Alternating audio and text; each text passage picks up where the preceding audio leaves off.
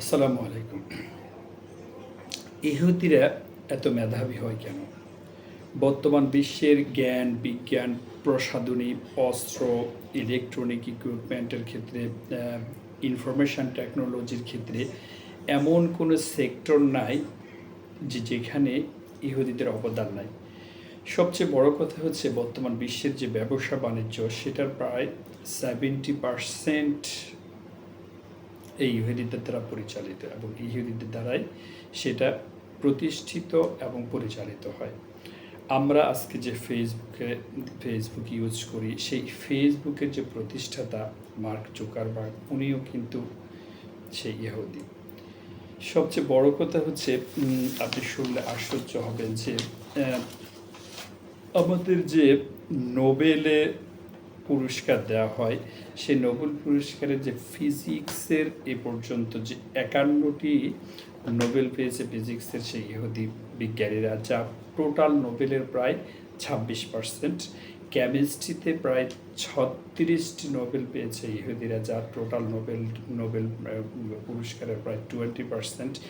Medicine এবং ফিজিওলজিতে 55টি পুরস্কার ইহুদিরা পেয়েছেন, যা টোটাল নোবেলের 26%। অর্থনীতিতে 29টি, যা টোটাল নোবেলের 38%। শান্তিতে 9টি পুরস্কার ইহুদিদের, যা টোটাল নোবেল পুরস্কারের প্রায় 9%। সাহিত্যে 14টি পুরস্কার এই ইহুদিরা পেয়েছে, যেটা নোবেল টোটাল শান্তি নোবেল পুরস্কারের প্রায় 13%।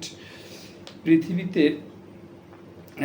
সায়েন্স ডিরেক্টের প্রকাশিত এক প্রতিবেদনে দেখা গেছে যে খোদ আমেরিকাতে যেসব ইহুদিরা বাস করে তাদের মেধা, তা আইকিউ, আমেরিকার অন্যান্য প্রজাতির যেসব মানুষ বাস করে তাদের চেয়ে অনেক অনেক গুণ বেশি।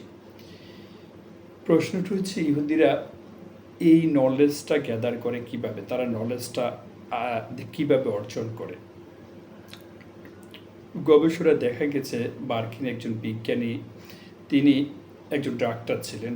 তিনি তার জীবনের প্রয়োজনে বেশ কিছু বছর সেই ইসরায়েলে কাটিয়েছেন ডক্টরের পেশায়। সে পেশায় পেশাগত দায়িত্ব পালনের পাশাপাশি তিনি একটি গবেষণা করেছিলেন যে ইহুদিদের মেধার মূল কারণ কি। সেই মেধার মূল কারণের মধ্যে বেরিয়ে আসছে বেশ কিছু গুরুত্বপূর্ণ তথ্য। সেই তথ্যগুলো কেমন? ইহুদিরা জ্ঞান চর্চার ক্ষেত্রে বা জীবন গঠনের ক্ষেত্রে, পারিবারিক এবং সামাজিক অর্থনৈতিক জীবন ধারণের ক্ষেত্রে মেধাকে সর্বোচ্চ গুরুত্ব দিয়ে থাকে।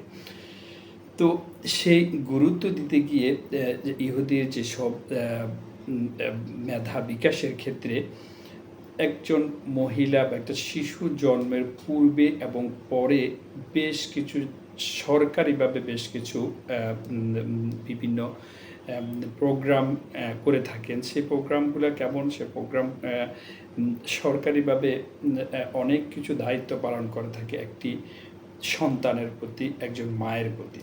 ইহুদি একজন মা যখন গর্ভধারণের 5, 7, 10 দিন পূর্বে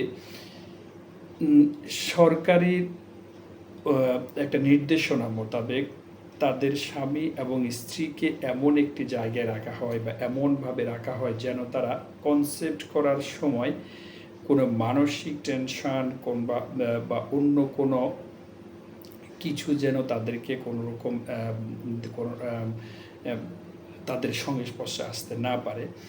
যখন কনসেপ্ট করে একজন মা, তখন সরকারি তত্ত্বাবধানে তাদের বেশ কিছু ডাক্তার, নার্স রয়েছে প্রতি মাসে এবং কি প্রতি সপ্তাহে এসে তাদেরকে সাজেস্ট করে যে কীভাবে চলাফেরা করতে হবে, কি খেতে হবে, কি খেতে হবে না। বিশেষ করে ইহুদিরা এক গবেষণায় দেখা গেছে, সে তিনি লিখেছেন যে তিনি যে তারা মাছকে বেশি প্রায়োরিটি দেয় মাংসের চেয়ে। তারা এবং মাছ এবং মাংস কখনো তারা একসাথে খায় না। সেটা মেডিকেল সায়েন্সের বিভিন্ন ব্যাখ্যা তিনি দিয়েছেন যে কী কারণে তারা মাছকে প্রায়োরিটি দেয় মাংসের চেয়ে, এবং মাছ এবং মাংস তারা কেন একসাথে খায় না। এগুলোর বিভিন্ন ব্যাখ্যা বিশ্লেষণ আছে। যখন একজন মায়ের গর্ভধারণের 5 থেকে 6 মাস হয়, তখন একজন মাকে সন্তান পরিচর্যার বিষয়, চলাফেরার বিভিন্ন বিষয়, এমনকি সন্তানকে কিভাবে কোলে নিবে, কিভাবে দুধ খাওয়াবে, সেই বিষয়গুলা বিভিন্ন নার্স এবং ডক্টরদের মাধ্যমে ইহুদি মায়েদেরকে শিক্ষাটা দেওয়া হয়। একজন ইহুদি যখন গর্ভধারণের সময় যখন আসে, তখন সেই মায়ের যাবতীয় পরিচর্যা সরকারিভাবেই, অর্থাৎ ইহুদির জাতির কাছ যে তাদের যে বিভিন্ন সাংগঠনিক ইয়েগুলো আছে দেশের বা রাষ্ট্রীয়, সেগুলো প্রত্যক্ষ এবং পরোক্ষভাবে তাদের তত্ত্বাবধান করা হয়। একজন গর্ভবতী মাকে বিশেষ করে যে 5 থেকে 6 মাস হওয়ার পর থেকে একজন মাকে সার্বক্ষণিক বিভিন্ন ম্যাথমেটিক্যাল টার্মসগুলা, তার বিভিন্ন সায়েন্টিফিক বিষয়গুলা, বিভিন্ন গেমস, যেগুলো এমন সব গেমস আছে যেগুলো এডুকেটিভ, এমনকি বিভিন্ন ধরনের বৈজ্ঞানিক গবেষণার বই এবং বিভিন্ন রাষ্ট্রীয় এবং যেসব মানুষ আছে, ঐতিহাসিক মানুষ, সেই সব মানুষদের গল্প, উপন্যাস তাদেরকে দিয়ে পড়ানো হয়।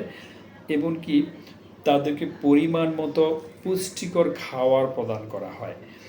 সন্তান জন্মের পর থেকে তাকে পরিচর্যার জন্য মাকে সার্বক্ষণিক ব্যবস্থা, তার চিকিৎসা, তার চলাফেরা করে নেওয়া, দুধ খাওয়ানো, অন্যান্য বয়সের সাথে খাওয়া দাওয়ার যাবতীয় তত্ত্বাবধান তারা সরকারিভাবে করে থাকে। ইভেন সন্তানের বয়স যখন 3 বছর হয়, তখন তাকে নিজের খাবারটা, নিজের খাবারের নিজে কীভাবে খেতে পারে, সেই সব বিষয়গুলোর উপরে প্রায়োরিটি দেয়। আর সন্তানের বয়স 5 বছর থেকে 7 বছর হলে তখন তাকে নিজের কাজগুলো কিভাবে নিজে করতে হয়, সেই সংক্রান্ত বিষয়ে মা এবং বাবা পক্ষ থেকে এবং সরকারের পক্ষ থেকে তাদেরকে ইন্সপায়ার্ড করা হয়। 3 বছর 5 বছর এভাবে সন্তান যখন বড় হতে থাকে, আস্তে আস্তে বিশেষ করে ছোট সন্তানদের ক্ষেত্রে তারা মোবাইল ফোন এবং টেলিভিশন এগুলোর চেয়ে প্রায়োরিটি দেয় প্রকৃতির যেসব বিষয়গুলো, বিভিন্ন প্রাকৃতিক পরিবেশে ঘুরতে নিয়ে যাওয়া, বিভিন্ন পড়াশোনার প্রতি আগ্রহী করে তোলার জন্য যা যা করা দরকার, সেটা ইহুদি জাতি তাদের নিজস্ব তত্ত্বাবধানে করে থাকে। এইসব বিষয়গুলো তারা করে কেন?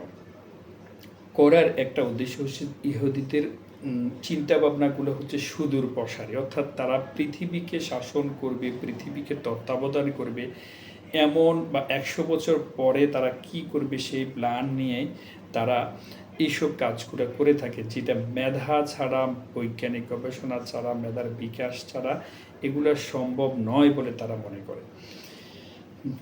সবচেয়ে মজার বিষয় হচ্ছে যে আমাদের কোরআন এবং হাদিসের ম্যাক্সিমাম জিনিসগুলো এই খ্রিস্টান ইহুদিরা তারা ফলো করে এই জন্য যে ইসলামের অনেকগুলা বিষয়ের সাথে তারা সেগুলা জান্নাতে যাওয়ার জন্য না হোক, কিন্তু জীবন গঠনের জন্য, মানসিক পরিতৃপ্তির জন্য, মানুষের জীবনকে প্রস্ফুটিত করার জন্য, সেই বিষয়গুলো মানুষের জীবনের সাথে অত্যন্ত সম্পর্কযুক্ত, সেই সব বিষয়গুলো তারা পরিচর্যা করে থাকে। যেখানে আমাদের দেশের একজন আলেমকে ইহুদির দালাল, কাফেরদের দালাল, খ্রিস্টানদের দালাল বলে গালি দেয়, ইহুদিদের কাছ থেকে কখনো এইসব বিষয়গুলো শোনা যায় না। বেসিক্যালি আমরা ধর্মীয়ভাবে যে কাজগুলো করা দরকার ছিল, সেই কাজগুলো আমরা আসলে কতটুকু আমাদের এমনকি আমাদের আলেম ওলামারা পর্যন্ত এইসব বিষয়গুলো অনেক সময় ফলো করে না। যারা ইহুদিরা ধর্মের ব্যাপারে যতটা সচেতন, ধর্মের বিষয়বস্তু সম্পর্কে, ধর্মের করণীয়গুলো সম্পর্কে যতটা সচেতন, সেক্ষেত্রে আমরা মুসলমান হয়েও সেই সচেতনতা আমরা অর্জন করতে পারিনি। পরিশেষে বলবো যে মনে হতে পারে ইহুদিদের অনেকটা প্রশংসা করা হয়েছে, কিন্তু না, বাস্তবতা হচ্ছে ইহুদিদের ইহুদিরা তাদের সুদূর প্রসারী চিন্তাভাবনা থেকে তারা জ্ঞান বিজ্ঞান চর্চাটাকে অত্যন্ত প্রায়োরিটি দেয়, শিক্ষাটাকে প্রায়োরিটি দেয়। যার কারণে আজকে ইহুদি জাতি ৮০ লক্ষ বা ১ কোটি প্রায় ৮০-৯০ লক্ষ ইহুদি পুরা ৭৫০ কোটি মানুষকে নাকের ডগায় নাচাতে সক্ষম হয়েছে। আসসালামু আলাইকুম ওয়া রাহমাতুল্লাহি ওয়া বারাকাতুহু।